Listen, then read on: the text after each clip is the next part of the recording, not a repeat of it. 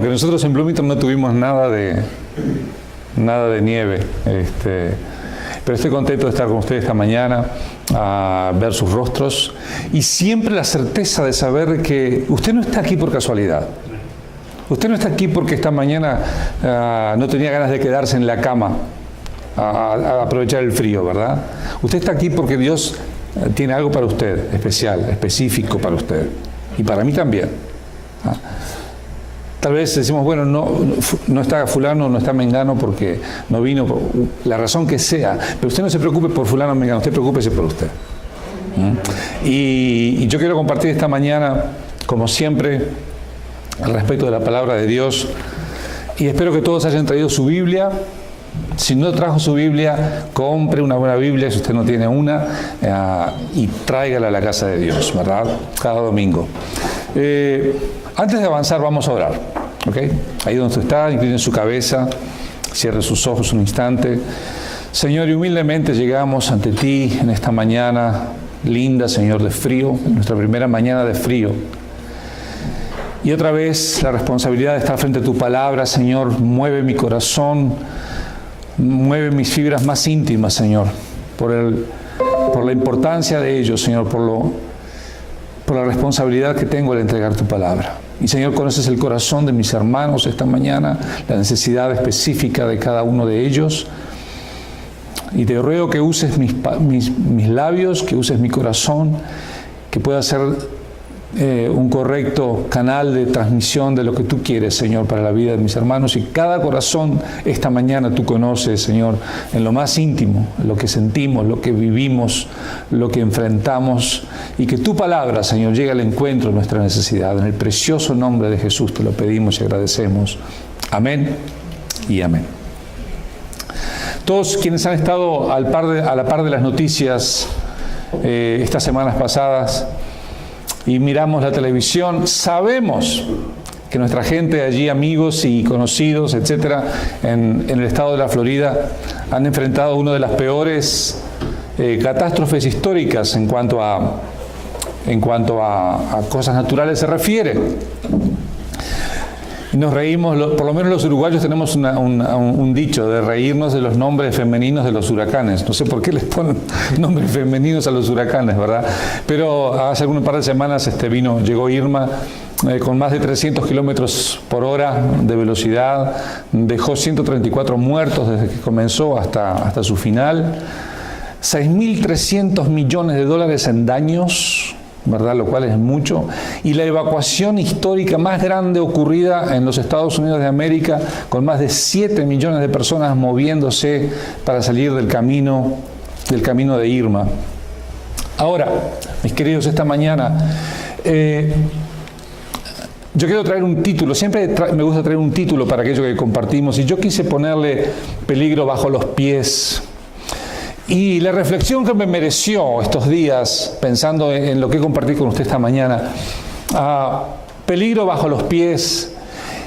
Y usted dirá, ¿para qué usted me menciona lo del huracán en Florida? ¿Qué tiene que ver el huracán? Bueno, tiene algún detalle interesante. El principal peligro radica al sur de la Florida, en el caso de la gente de allí, donde excavándose a una profundidad de tan solo 1 metro, el agua emerge desde la profundidad. Es decir, si usted vive en el sur de la Florida y usted excava 1 metro, por la razón que sea, hacia abajo, usted va a tener inmediatamente el agua del mar al alcance de su mano. Eso significa que usted está pisando, o quien sea que fuere, está pisando un terreno realmente peligroso. Y ese es el real temor en cuanto a los huracanes y toda la cuestión de agua que se refiera, ¿verdad? Por una específica área del sur de Florida donde bajo tus pies estás corriendo un peligro grande. Ahora, yo quiero que usted preste atención a lo siguiente. En el ámbito espiritual existen similitudes cuando las personas están paradas sobre terrenos desconocidos, sobre terrenos espirituales peligrosos. Repito el concepto. En el ámbito espiritual también existe la posibilidad de que personas se paren sobre terrenos peligrosos espiritualmente hablando. ¿Okay? Ahora, me llevó la palabra de Dios a Judas capítulo, o el Espíritu del Señor me llevó a la palabra de Dios en Judas capítulo 1. En realidad no tiene capítulo, Judas es solo versículos, ¿verdad? Pero quiero que lo busque en su Biblia. Judas capítulo 1, versículos 22 y 23. Si usted no tiene una Biblia, ahí lo tiene enfrente en la pantalla. Judas 22. Y es el único versículo que voy a ocupar esta mañana. ¿Lo tiene? Dice la palabra de Dios en el nombre del Padre, del Hijo y del Espíritu Santo. Dice, algunos que dudan, convencedlos. A otros salvad arrebatándolos del fuego, y de otros tened misericordia con temor, aborreciendo aún la ropa contaminada por su carne. Una vez más, a algunos que dudan, convencedlos. A otros salvad arrebatándolos del fuego, y de otros tened misericordia con temor, aborreciendo aún la ropa contaminada por su carne. Entendemos y sobreentendemos. Este pasaje de la Biblia nos habla de la existencia de al menos 3 tipos de personas que enfrentan un enemigo común. Repito, este pasaje nos habla de al menos 3 tipos de personas que enfrentan un enemigo común, y ese enemigo común se llama la eternidad. La eternidad, que se vuelve un enemigo cuando usted no sabe lo que hay más allá, que se vuelve tu razón de temer todos los días si usted no sabe lo que hay más allá de la muerte, si usted no sabe lo que hay bajo sus pies, si usted no sabe dónde está pisando. La palabra de Dios en Judas dice que hay, a los que dudan, dice, convencedlos. A otros dice, salvad, arrebatándolos del fuego. Dice, y de otros tener misericordia. 3 clases de personas. Quiero avanzar para no perder el tiempo. Los que dudan, los que viven un infierno en la tierra, y los que hacen del pecado un estilo de vida. La Biblia nos describe en Judas 22-23 3 tipos de personas, y quiero que usted se conecte bien y que usted piense respecto de ello. Existen las personas que dudan, existen las personas que viven un infierno en la tierra, y existen las personas que hacen del pecado una práctica normal, un estilo de vida, de todos los días. Ahora, quiero enfocarme en la primera clase de personas. Dice la Biblia, los que dudan. Y me quiero dirigir a usted que está sentado en la banca. Porque dígame, convengamos esto. Tú, mi hermano, tenés una historia. Tú tenés una historia. Tú, Oliva, tenés una historia, mi hermana. Tú, mi hermano César, tú tenés una historia. Pastor, tú tenés una historia. Todos tenemos una historia. Y tal vez parte de esa nuestra historia fue que algún día dudamos. Perfectamente normal. Podríamos haber dudado. Podríamos haber estado dentro de ese grupo de gente que un día dudamos. Y que hoy, por misericordia de Dios, estamos sentados aquí. ¿Ok? Pero la pregunta que le quiero hacer es, ¿has tenido dudas alguna vez? ¿Has dudado en cuanto a cuestiones espirituales alguna vez? ¿Has quedado paralizado por causa de una duda, por no saber qué hacer o a dónde ir, o no saber la respuesta? ¿Has dudado o las dudas te han impedido madurar en tu caminar con Dios? ¿Progresar en tu caminar con Dios por dudas? ¿Has cuestionado al Señor porque has tenido dudas con respecto a esto o a lo otro? Espero que usted diga que sí, mire, porque yo tengo más de 30 años como cristiano y en momentos tuve dudas en mi vida. ¿Has llegado a estancarte en la fe por tener dudas? Mis queridos, esto es serio. ¿Te has sentido marchitar en tu relación con Dios por una duda en el orden espiritual? Y usted siente que no avanza, que está ahí en ese status quo situacional, porque usted tiene dudas en su corazón y no se anima siquiera a preguntárselas a su pastor o a alguien más. Y usted está ahí estancado, por años a veces. La Biblia nos habla del ejemplo de un hombre, mis queridos, que dudó en un momento crucial de su vida. Y usted lo conoce. Quiero que vaya allí a Mateo capítulo 14, verso 28. Mateo, Nuevo Testamento, primer libro del Nuevo Testamento. Mateo capítulo 14, versículo 28. Si no trajo su Biblia, la va a poder leer ahí en la pantalla. Pero vamos a la palabra de Dios, para que usted diga, bueno, el pastor lo tiene en la Biblia, ¿verdad? No lo inventó y lo puso en la pantalla. A veces no tiene que creerse todo lo que está en la pantalla. Capítulo 14, versículo 28. La Biblia nos brinda un ejemplo de un hombre que dudó en el momento más crucial de su vida. 14, 28 dice así. Entonces le respondió Pedro y dijo, Señor, si eres tú, manda que yo vaya a ti sobre las aguas. Y él le dijo, ven. Y descendiendo Pedro de la barca andaba sobre las aguas para ir a Jesús. Dice, pero al ver el fuerte viento tuvo miedo y comenzando a hundirse, dio voces diciendo, Señor, sálvame.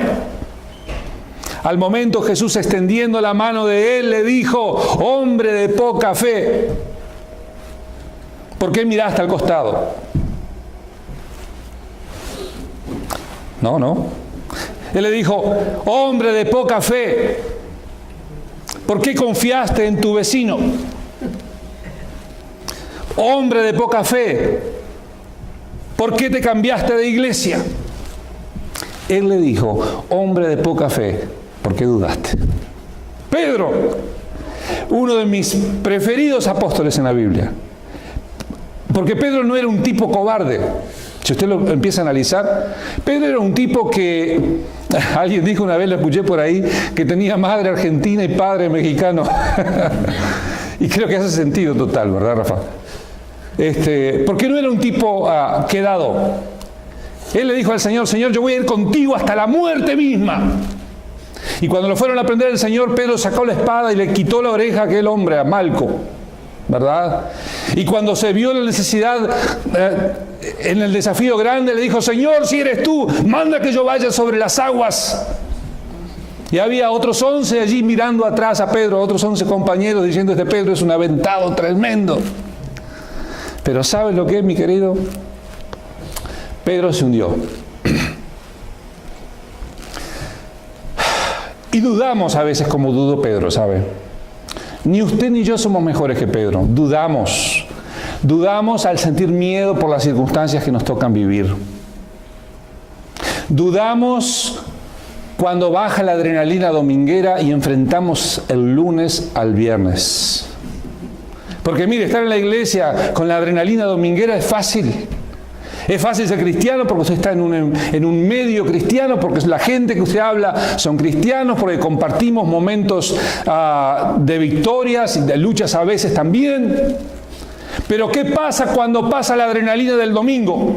Cuando usted deja de gritar amén, gloria a Dios, o levantar sus manos o clamar y se enfrenta al mundo real de mañana.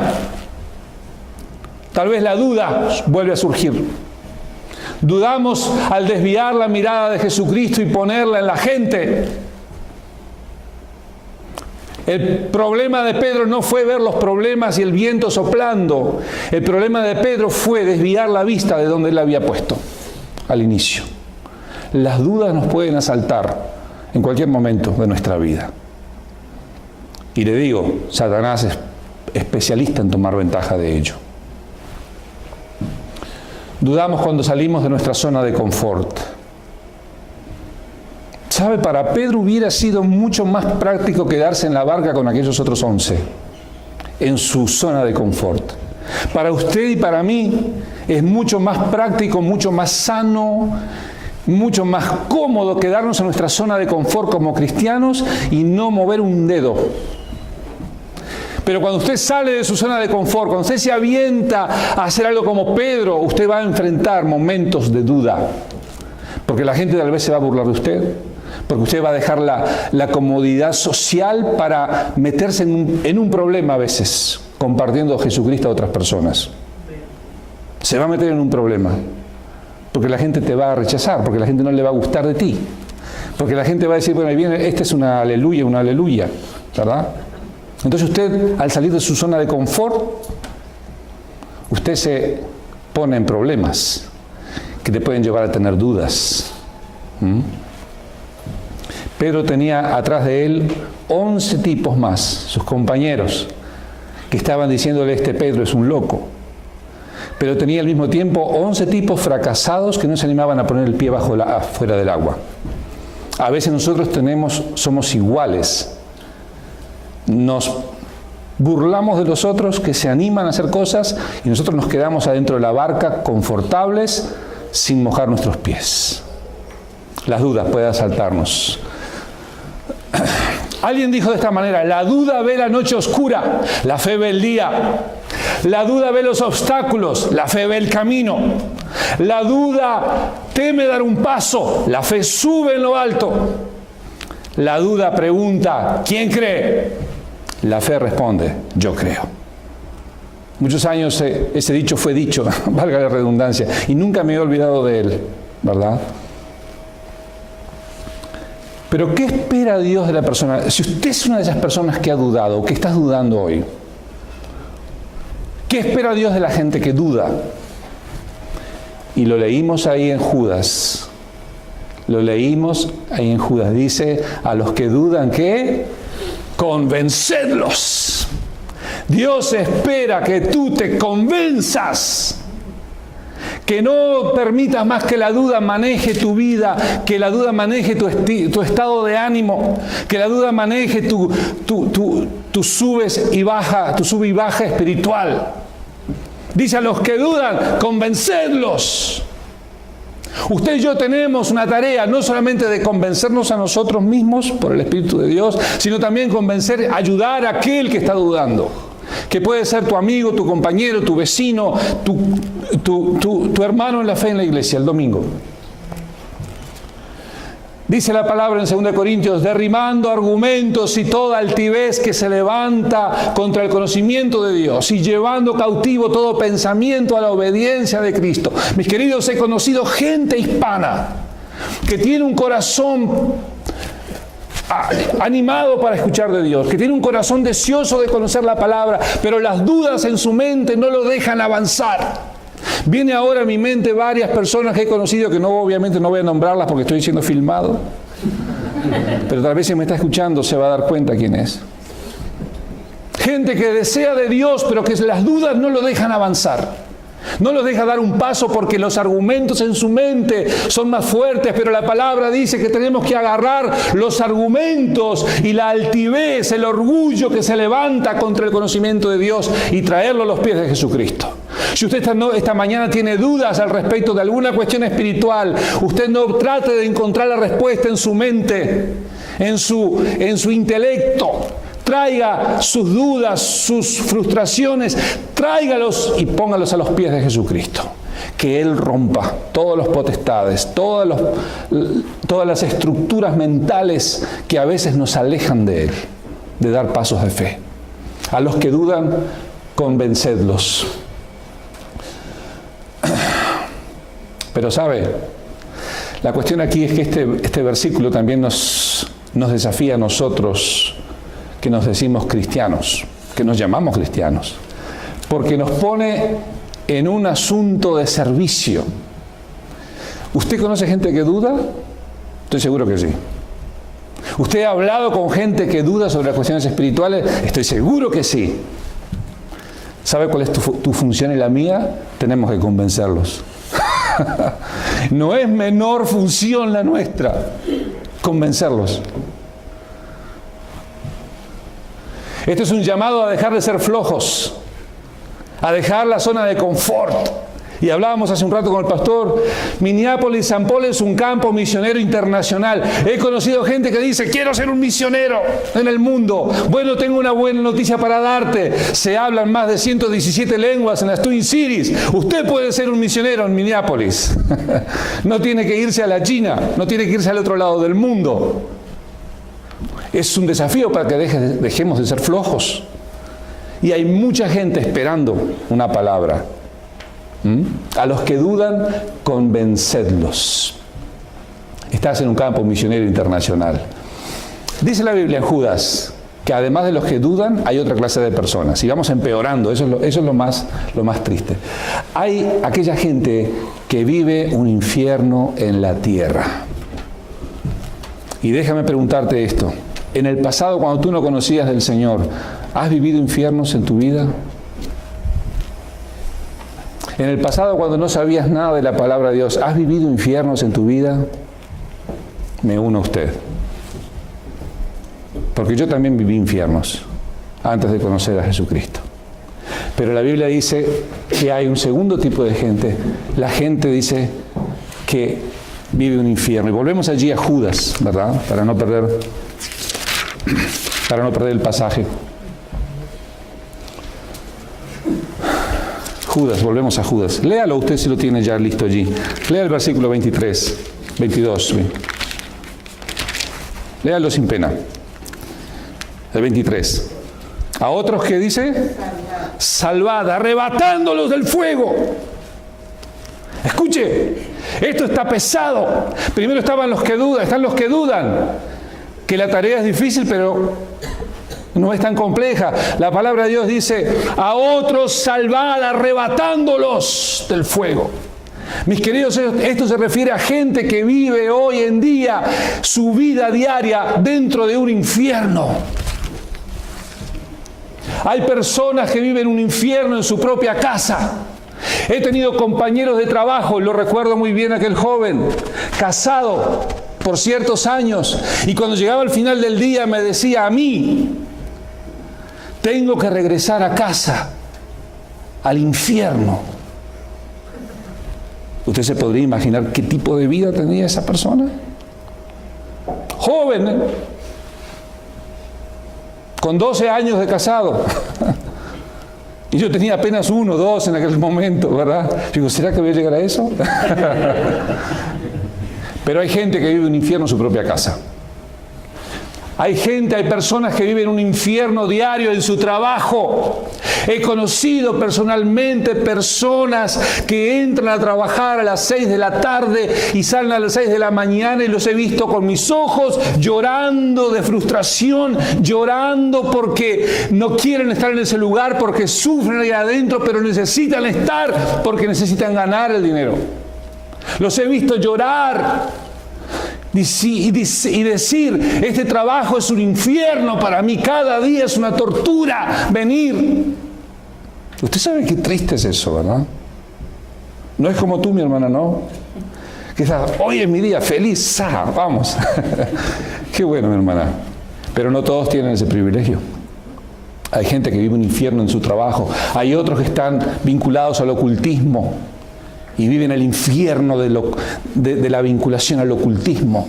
Llámese curandería, llámese lectura de manos, de cartas, chamanismo, como usted quiera llamarle. La señora, esa señora también es de lo oculto, de lo que nos sirve, ¿verdad? Hay personas que viven un infierno por el vicio.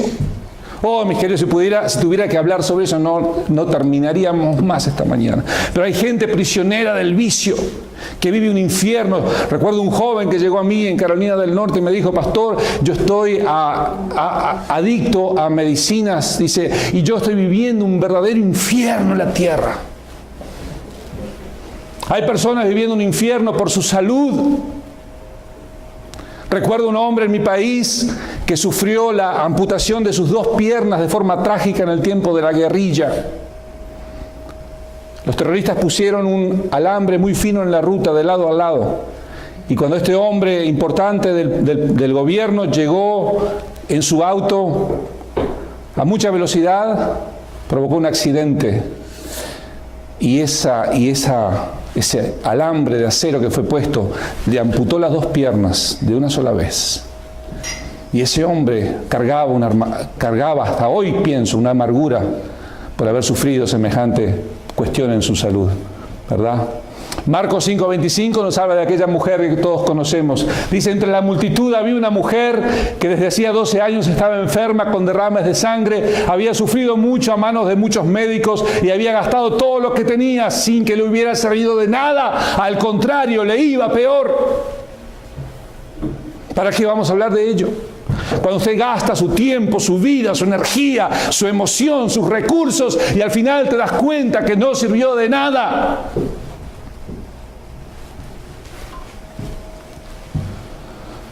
¿Qué espera el Señor de aquella persona que vive a diario en un infierno? Mis queridos, y aquí quiero ir más profundo, ¿verdad? Que sea salva.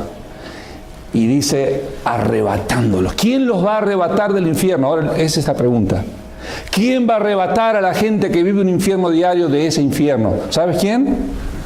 Usted y yo. Usted y yo somos los responsables de arrebatar la gente de esa situación. Hay 220.000 hispanos que viven en las ciudades gemelas. Hay muchos que están viviendo un infierno. Hay 20.000 brujas activas viviendo en las Twin Cities. Brujas activas. Entre ellos cristianos. 220.000 hispanos. 220.000 hispanos. 20.000 brujas activas viviendo en las Twin Cities. Viviendo en un infierno y provocando el infierno a otra gente. Minneapolis es sede del templo hindú más grande de Estados Unidos. Y tenemos la segunda comunidad gay más grande de la tierra, de los Estados Unidos, del país. Después de California. San Francisco. Ahora, ¿sabe lo que? Me gusta Judas porque no dice intentando sacarlos. Dice haciendo tu mejor esfuerzo. No, Judas dice arrebatándolos. Arrebatándolos. Usted sabe, cuando usted arrebata, usted no pide permiso. Cuando un niño va a quitarle un dulce a otro, voluntariamente, esos niños de actitud difícil, ¿verdad? Y quiere aquello, va y se lo arrebata. Usted, si tiene un hijo así, ya sabe. Es un arrebatado, ¿verdad? Pero cuando usted va a arrebatar a alguien del peligro, cuando usted va a arrebatar a alguien del peligro, usted no pide permiso. Cuando usted va a arrebatar a alguien del peligro, usted percibe la gravedad de la situación. Cuando usted va a arrebatar a alguien del peligro, no existe lugar para la pena. Los hispanos somos malos para esa cuestión, no somos buenos para la pena. He conocido gente hispana que se voltea a mirarte los ojos para saludarte, de pena que tiene. Y cuando nos volvemos cristianos, tenemos que dejar a un lado la pena, porque vamos a tener que ponernos en el campo de batalla y mirarle los ojos a la gente y ni decirle nada, arrebatarlos de donde estén sufriendo. No queda lugar para aquello políticamente correcto. Cuando la gente está en peligro y usted necesita hacer algo por ellos, usted y yo necesitamos hacer algo por ellos, no hay lugar para lo políticamente correcto. ¿Me está entendiendo o no me está entendiendo lo que le estoy diciendo? Vivimos en un mundo donde no podemos, pastor, decir ciertas cosas, se supone. No podemos decir ser gay o lesbiana es pecado porque es políticamente incorrecto. Pero la palabra de Dios dice que sí, que es así, que es pecado. Guste o no guste. No podemos referirnos a ciertos grupos de esta manera o de esta otra por aquello de lo políticamente correcto. Cuando necesitamos arrebatar la gente del infierno, no tenemos excusa ni espacio los cristianos para decir, soy políticamente correcto y no te voy a lastimar. Te voy a hablar la verdad. Lo que dice la Biblia. Te guste o no, te duela o no, es lo que dice la palabra de Dios. Y yo creo que los hispanos cristianos somos menos políticamente correctos que otras nacionalidades. Y yo me siento de una forma orgulloso de eso, ¿verdad? Porque necesitamos hablar. No podemos restringir al pastor de decir, bueno, usted no hable sobre esto, no hable sobre esto, no hable sobre esto, porque es políticamente incorrecto. No, mi hermano, predica la palabra fuera de tiempo y en tiempo y cuando sea. Predica la palabra para alcanzar a aquella gente. El famoso doctor MacArthur dijo, no suavices el evangelio. No suavices el evangelio. Si la verdad ofende, que ofenda. Porque la gente ha pasado toda su vida ofendiendo a Dios. Y es una verdad innegable. Pero lo bueno de los hispanos, que yo siempre comparto con mis hermanos gringos, es esto. Cuando los hispanos, me incluyo, obviamente pues soy hispano como usted. Cuando los hispanos conocemos la Biblia, nos enfrentamos a ella, alguien nos la presenta, el 20 se nos cae. ¿Verdad que sí? El 20 se nos cae, el Espíritu de Dios trabaja en nuestro corazón y el 20 se nos cae y nos damos cuenta que hemos estado ofendiendo a Dios toda la vida y empezamos a seguir a Jesucristo. Y nos convertimos en seguidores, en discípulos de Jesucristo. No en domingueros, pero en discípulos todos los días, de lunes a lunes.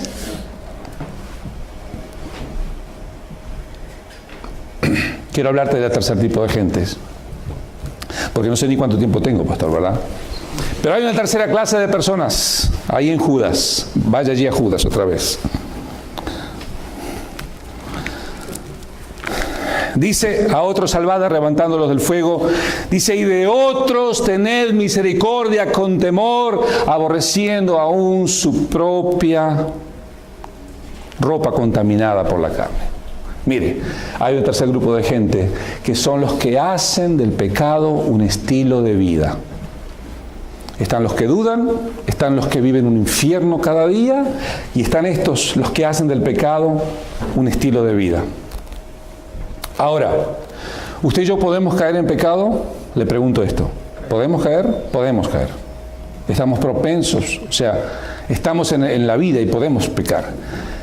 Pero una cosa es que usted caiga en pecado y otra cosa es que usted adopte el pecado como un estilo diario de vida. Son cosas diferentes, intencionales y no intencionales. Dice, de otros tener misericordia, dice. Quiero decirle esto, no podemos convertirnos en jueces de la gente. No somos jueces de la gente. Dios no nos llamó a ser jueces de la gente.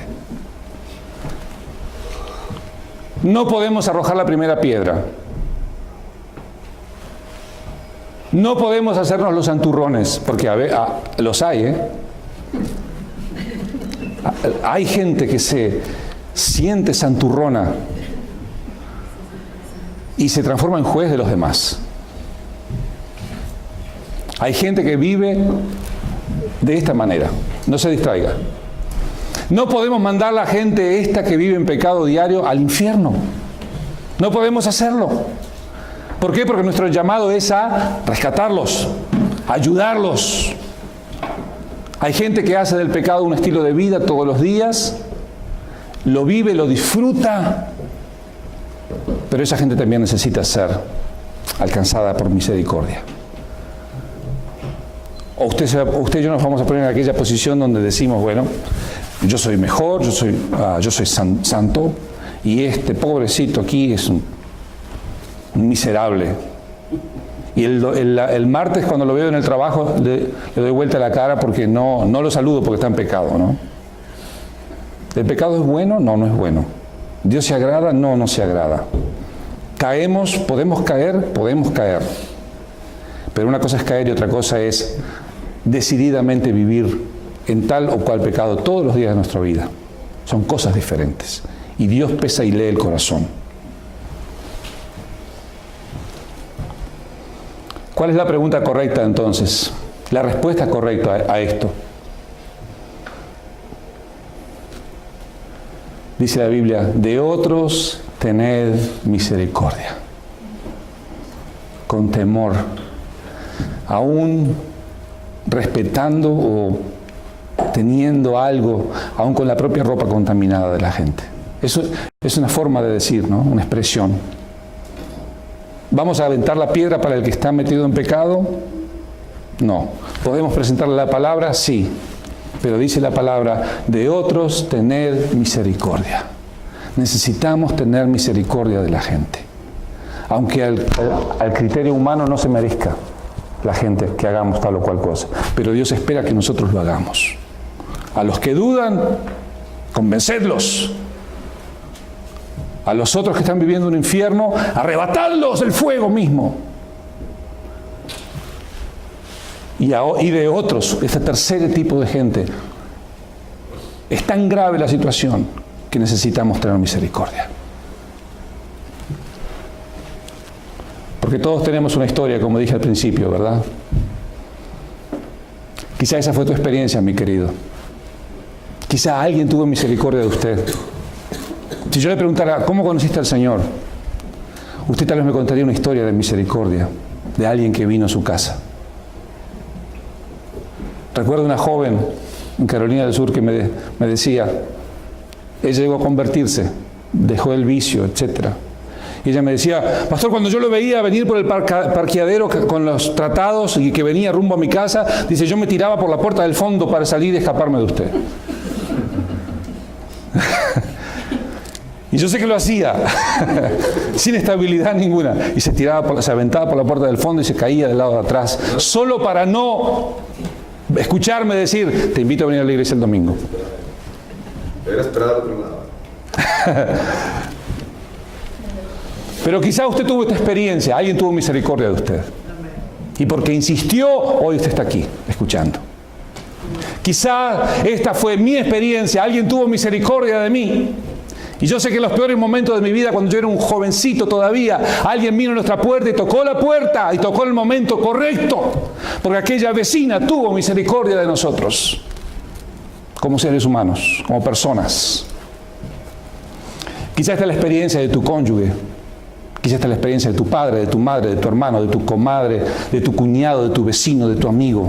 Necesitas ejercer misericordia sobre ellos. No necesitas ser juez, no necesitas aventarles piedra, no necesitas nada, sino tener misericordia.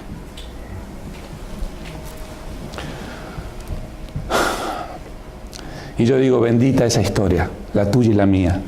Bendita esa historia que te hizo crecer, bendita esa historia que te hizo mirar al cielo, bendita esa historia que te hizo buscar a Dios.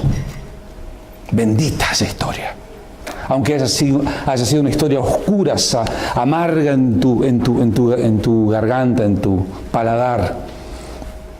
Aunque hayas estado viviendo el peor momento, pero bendita esa historia porque alguien bendito vino y tocó tu puerta y te habló de Jesucristo. Bendito aquel problema. Bendito quien tuvo misericordia de ti y que hoy estás aquí por eso. He conocido gente hispana que son abiertos a la palabra de Dios, que respetan la iglesia, que son amigos de pastores, pero tienen un gran problema de raíces profundamente arraigadas al pecado y eso no los deja vivir. No pueden vivir. He conocido gente linda, hombres, mujeres, jóvenes, con deseo, y se lo podía leer en su rostro, en su semblante, escuchar sus palabras. Pastor, yo quiero escuchar de Dios, yo quiero saber de Dios, pero vivo mi vida de tal manera que hay una barrera que me impide. Y es triste cuando usted ve a la gente deseosa, pero usted ve la fuerza del enemigo deteniendo el avance de la fe en aquella persona. El pecado te aprisiona, te ata y te esclaviza. Dice Jesús, de cierto te digo que todo aquel que practica el pecado es esclavo del pecado. El que practica el pecado es esclavo del pecado. ¿Qué pecados te pueden encadenar? Lo más común, la incredulidad, los vicios, la idolatría, pero también te puede encadenar el chisme, la murmuración, la crítica, la habladuría, la queja. Eso también es un pecado que te puede esclavizar y te puedes acostumbrar de tal manera a vivir tu vida cada día que necesitas hacer tu chisme de cada día, que necesitas tu murmuración de cada día, La desobediencia. que necesitas de alguna forma murmurar, quejarte y no puedes vivir sin ello. Y tal vez te levantas y dices, no, porque aquel allá es un incrédulo, no, porque aquel allá es un viciado, no, porque aquel fulano que se sienta allá es un idólatra porque le gusta este tipo, el Cristiano Ronaldo, y porque del Chivas, y idolatriza a esa gente. Pero esa persona que está diciendo eso sobre ti, Daniel, al mismo tiempo está diciendo murmuración, está hablando, usando su lengua. Y cuando llega el invierno, días fríos, no necesitan la bufanda. Se envuelven la lengua alrededor del cuello, ¿verdad? Y eso los abriga. Y hay una cosa triste, hombres y mujeres podemos ser chismosos y murmuradores. no es un patrimonio exclusivo de las mujeres. Cuando los hombres son murmuradores y chismosos y quejosos, son peores que las mujeres. ¿Quién dice amén? Damas. Es verdad. Pablo dijo de esta forma: porque no hago el bien que quiero, sino el mal que no quiero, eso hago. Dice, he descubierto esa ley, dice Pablo. No hago el bien que quiero, sino el mal que no quiero, eso hago. Así que queriendo yo hacer el bien, dice Pablo, encuentro esta ley, que el mal está en mí. Está en mí, está en usted, en nuestros cuerpos, en nuestros miembros, ¿verdad? El hacer el mal. Pero el Espíritu nos impulsa, nos lleva adelante para hacer el bien. Y ahí está la lucha del viejo hombre con el nuevo hombre, la vieja mujer con la nueva mujer. Ahí se traba esa lucha tenaz. 1 Corintios dice, todo me es lícito, pero no todo conviene, todo me es lícito, pero no todo edifica. Yo puedo saber cómo es tu vida, tu relación con Dios, cuando miro tu perfil de Facebook. Lo vuelvo a repetir. Yo como pastor puedo saber cuál es tu relación con Dios por lo que tú pones en tu Facebook. Estás expuesta al mundo. Yo puedo saber si tú eres liviano o si tú eres profundo, si tú tienes problemas en esta área o en la otra. Y alguien puede saber sobre mí por mi perfil de Facebook, por mis gustos, por lo que tú likeas, por lo que tú publicas, por lo que tú compartes. Y lo dejamos ahí. Porque mi tema no es Facebook hoy. Pablo dice, todo me es lícito, pero no todo me conviene. Es decir, somos libres, queridos, para elegir lo correcto de acuerdo a lo que conocemos de la palabra de Dios. Y para terminar, hay una cuarta clase de personas que yo no la describí en el origen, ¿verdad? ¿Me quedan cuánto, pastor? Ya se me fue el tiempo. Hay una cuarta clase de personas que ojalá quiera sea usted, que ojalá seas tú, que quiera Dios seas tú. Esta clase de personas son los que la palabra llama en Josué 1:9 los esforzados y valientes. Los esforzados y valientes.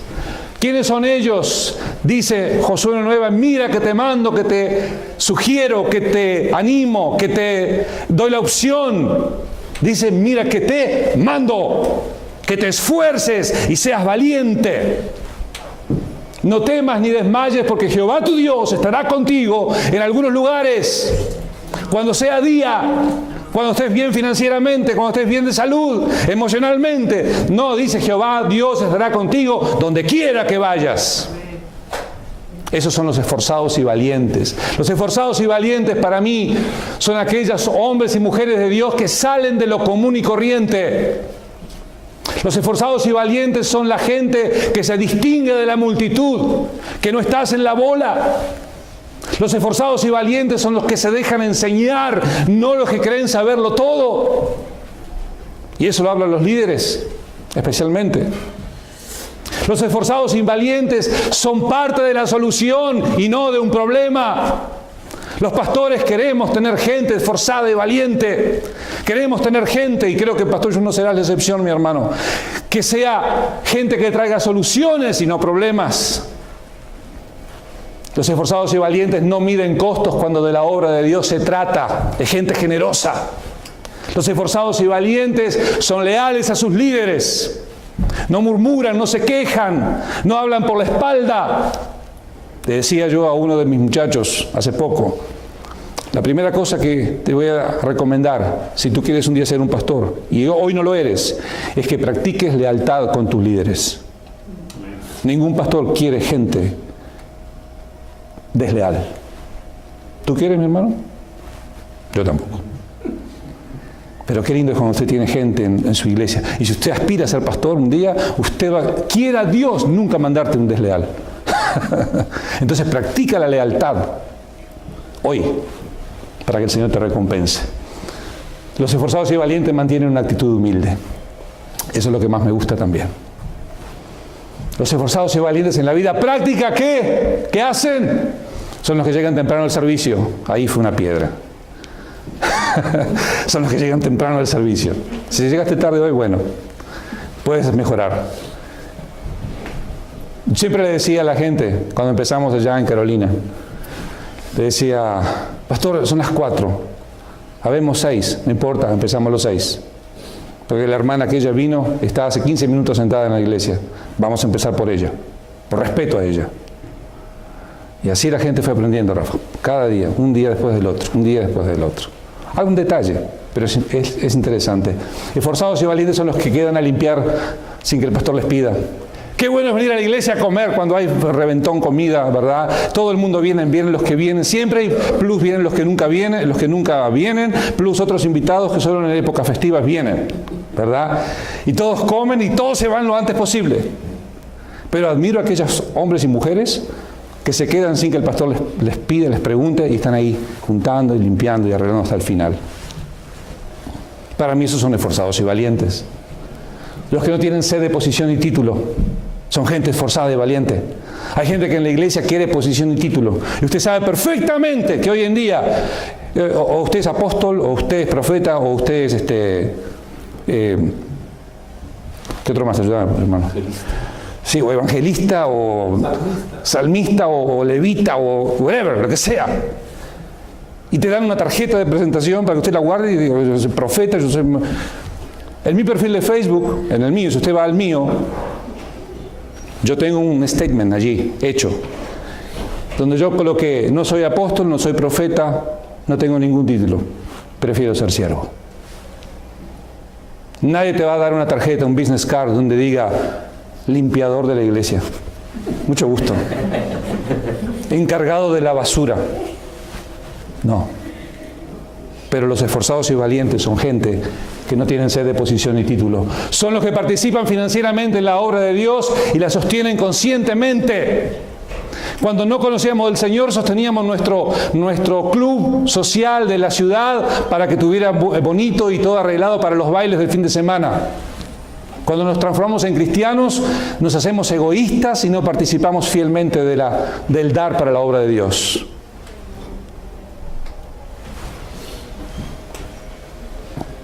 Con conciencia. Se va a decir, bueno, pastor, te voy a dar $1 para que arregles esta instalación y la cambies toda. No, sos tonto, ¿qué? $1 con $1 no haces nada. Si vas a McDonald's y para inyectarte una dosis de colesterol, o Burger King, hermano, ¿qué?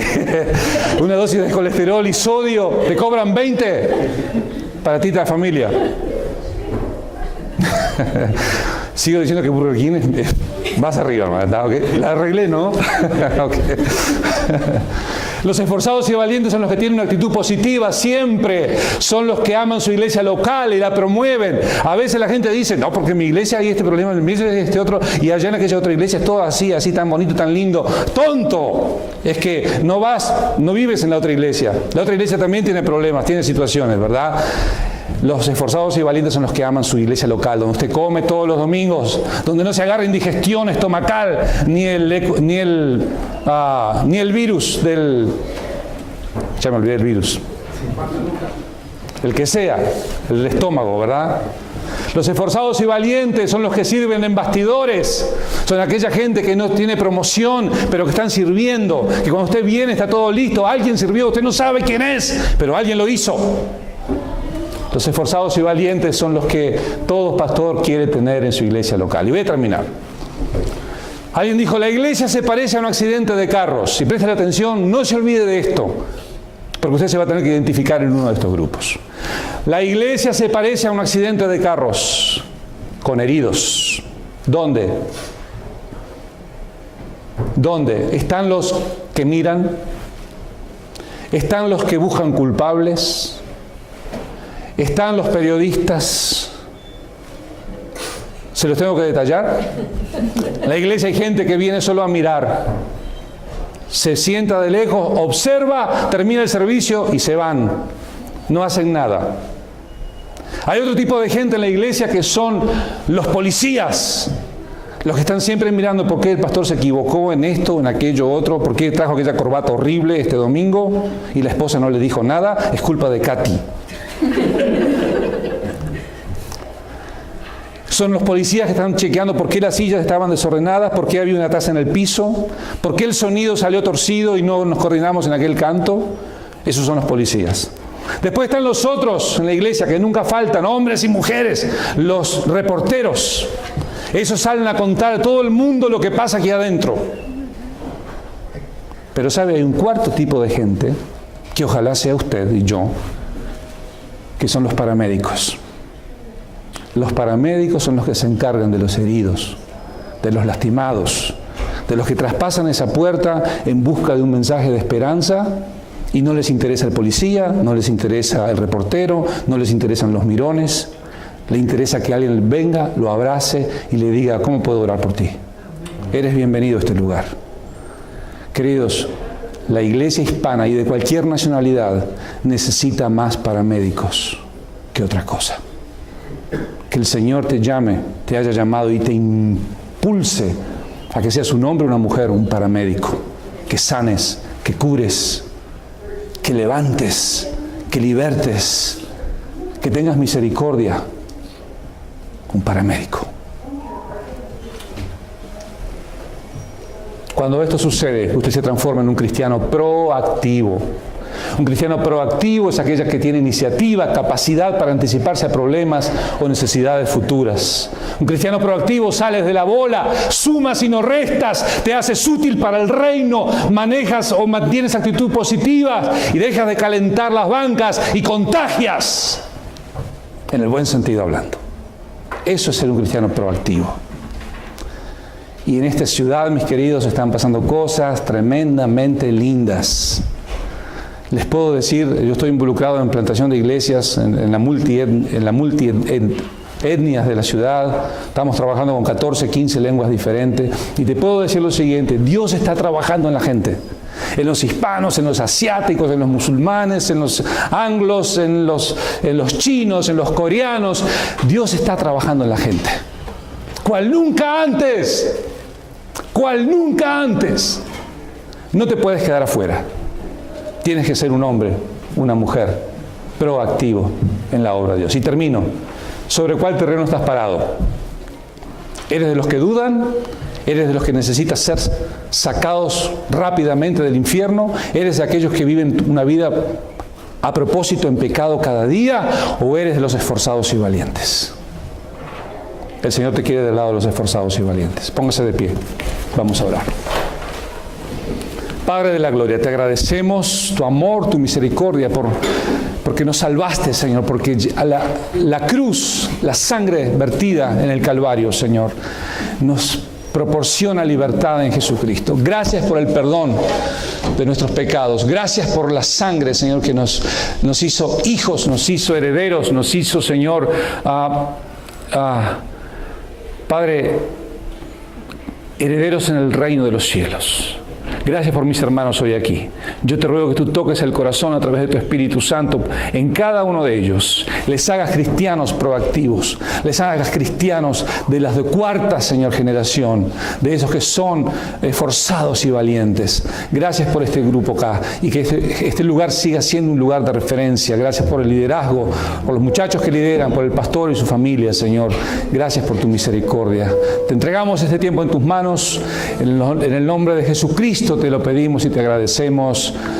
Amén y amén. Que el Señor les bendiga.